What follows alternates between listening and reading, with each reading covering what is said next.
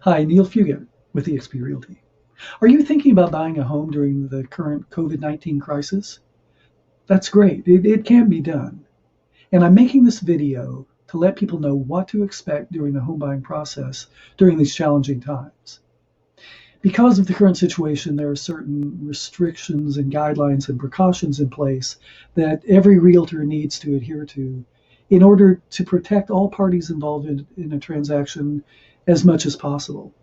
And in that regard, the California Association of Realtors has released a number of documents over the last weeks and months geared to do just that.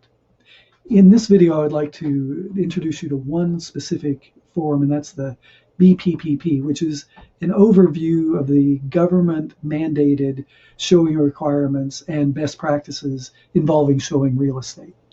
Now, I'm not going to be going over this form word by word and line by line. I basically wanted to let you become familiar with it so that if the time comes when you want to see a house, this won't surprise you. I don't like surprises for people during a transaction. I like to inform them as much up front and educate them to let them know what to expect during the home buying process. So as you can see by this large font here, the city and county requirements would be, if they're more restrictive than these, they would apply. Where I'm at, these are the ones that we would adhere to. There are no local requirements that are more restrictive than these. But just keep that in mind. We would check county by county, city by city to see if there were more restrictive guidelines in place. This goes over the prevention plan for brokers. We won't deal with that right now. What I want to address with you is, as a buyer, what you would need to expect if you want to look at a home. And first and foremost is you don't want to unless you have to.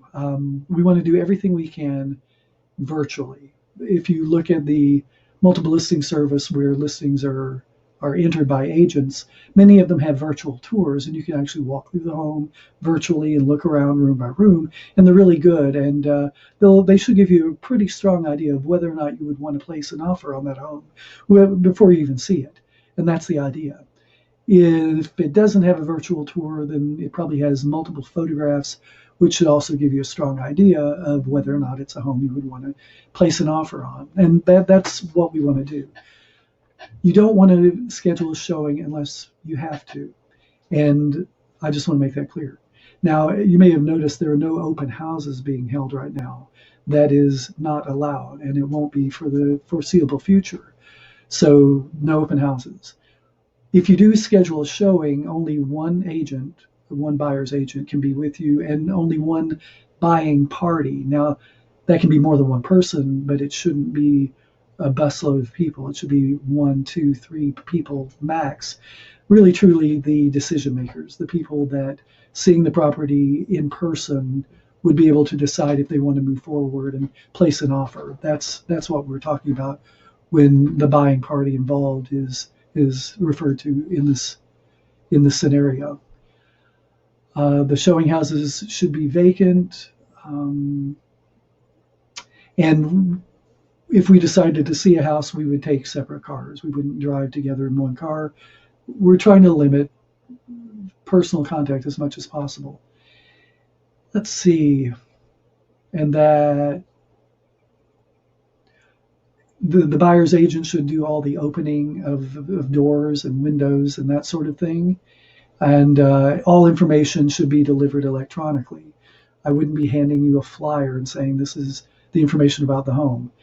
That wouldn't be done. I would send you electronic information, and to that point, all of the paperwork would be signed electronically as well. So if you have never done that, I would be happy to give you a little tutorial on that as well. The buyer's agent would be responsible for cleaning and disinfecting the home, and also providing hand sanitizer and sanitizing wipes as needed. And you would be required to have a face covering when you entered the home. And if you don't have one, then I would be able to provide one for you. We would talk about that up front.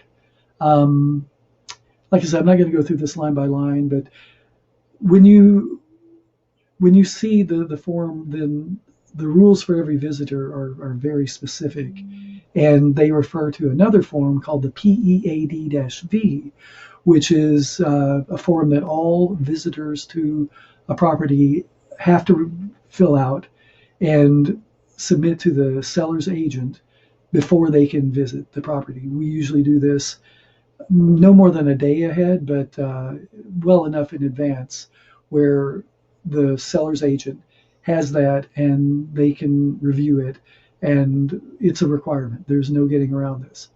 It would be done for each visit to each property each time. So if you visited the property once and went away and then wanted to come back and visit it again, you would have to fill out another form, and that's for everybody in the buying party. When you see the form, it's pretty self-explanatory, but I'll do another video on it as well. I think that's it for now. That's an overview, enough of an overview for this to give you an idea. These are some of the precautions that are currently in place. And as I said, I have a link to this form. If you want to download your own copy and go over it in detail, that's great. And I would be happy to review it in person as well, not in person, but virtually as well, and answer any questions that you may have. I hope this has been helpful. Like I said, I like to inform people up front. I don't like to surprise them before we get into a transaction after the fact. So if you have any questions, don't hesitate to contact me. I'm here to help. Thanks.